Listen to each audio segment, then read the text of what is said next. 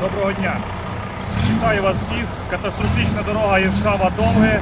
Ви знаєте, що всі прозвітувалися, що дорогу зробили. Зробили буквально Довге і трошки Приболжарського. До сьогодні катастрофічна дорога. Бачите, майже ніхто не може проїхати.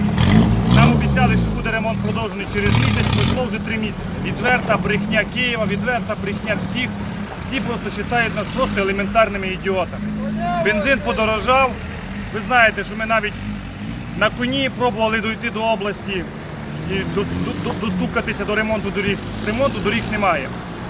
За останній місяць близько 500 звернень до мене вже надійшло, щоб ми перекривали дорогу, інші хочуть йти в область, де одна частина людей хоче йти в район. Я запрошую вас всіх у вівторок на 8 Києва до Петра і Павла в Білки, щоб ми спільно прийняли рішення, що робити з цією дорогою. Чекаю, запрошую, будемо звертатися у всі інстанції, запрошувати їх сюди, щоб вони їздили по цим дорогам. Дякую.